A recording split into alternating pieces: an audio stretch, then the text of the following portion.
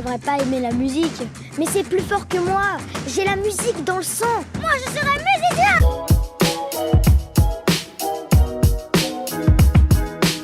Je parie que tu fais pas le job que tu rêvais de faire quand t'étais petit. Et toi, c'était quoi, Jamel, le job de tes rêves? Alors moi, c'était pilote d'avion de chasse. Et toi, c'était quoi? Moi, je rêvais de travailler dans le cinéma. Je voulais être réalisatrice. Et toi, Julie? Astronaute. Beautiful dreamer. Aujourd'hui, je suis super contente d'accueillir Jamel sur la chaîne Sobiz. Jamel, qui est coach agile et coach produit. Merci beaucoup, Sophie, de me recevoir ici. Pourquoi je t'ai demandé ce que tu voulais faire dans la vie quand t'étais petit? Je ne sais pas, dis-le moi. Il y a 3 points communs entre tous ces métiers de rêve. C'est le désir de toujours apprendre, une soif de curiosité et d'exploration, et surtout l'envie d'avoir un impact. 3 qualités essentielles pour un product manager, j'ai l'impression. Un product mindset en somme. Et à partir de là, tout est possible.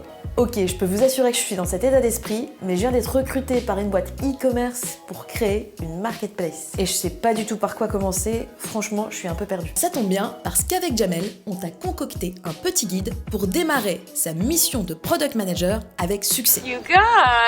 Exactement, Sophie, et ça me fait penser déjà à une première pratique qui me paraît primordiale pour démarrer une activité de product manager. Eh bien, c'est d'aller voir les gens, c'est de discuter avec eux, c'est de les rencontrer.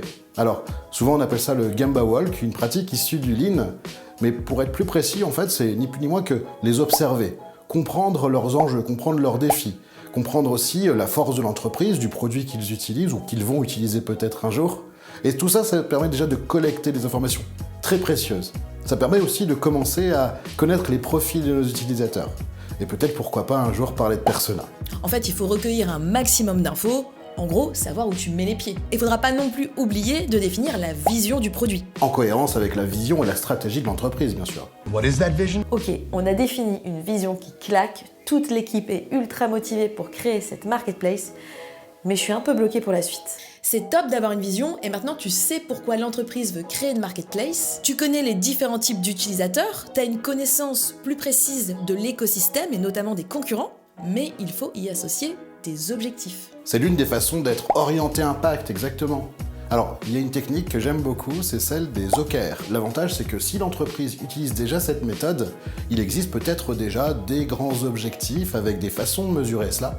OKR, d'ailleurs, ça veut dire ça, hein, Objective Key Results. Une façon ici de savoir si on est dans la bonne voie, savoir si on applique la stratégie.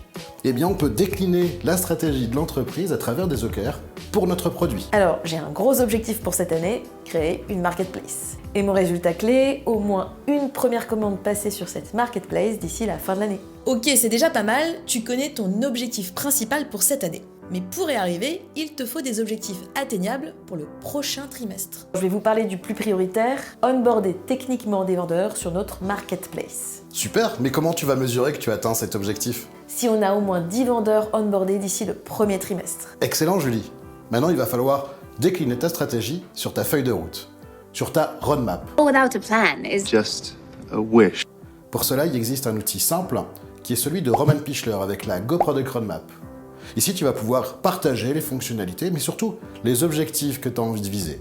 Les victoires également, qui sont importantes pour toi et pour ton produit. En fait, c'est surtout un outil de communication pour indiquer quels objectifs tu souhaites atteindre et quels pain points ou problèmes tu souhaites résoudre. En réalité, à cette étape, c'est surtout une liste d'hypothèses. Certains parlent même de prise de pari. Et surtout, c'est pas gravé dans le marbre.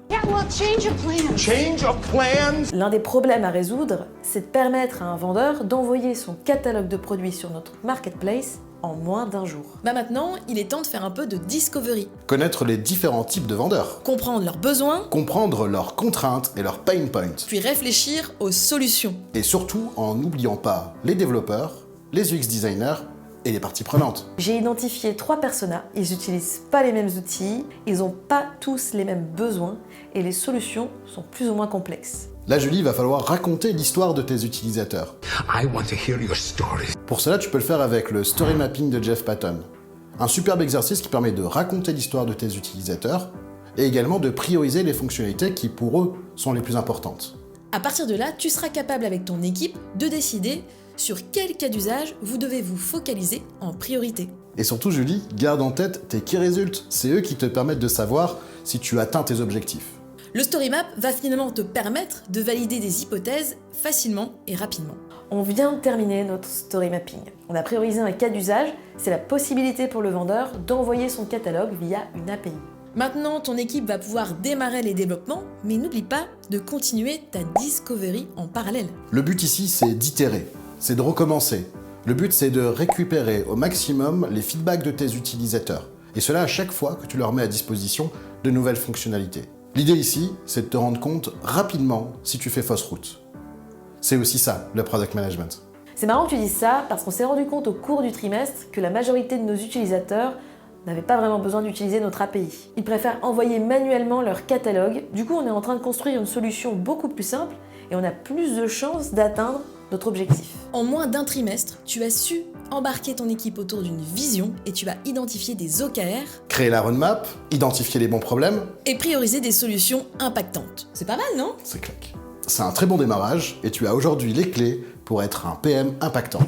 J'espère que cet épisode t'a plu. Un très grand merci à mon invité Jamel, qui a été confronté plusieurs fois à des product managers un petit peu perdus au démarrage. Alors si tu suis ces étapes, je me fais aucun souci pour toi. N'oublie pas de liker et de t'abonner si c'est pas déjà fait. Ciao! Ciao!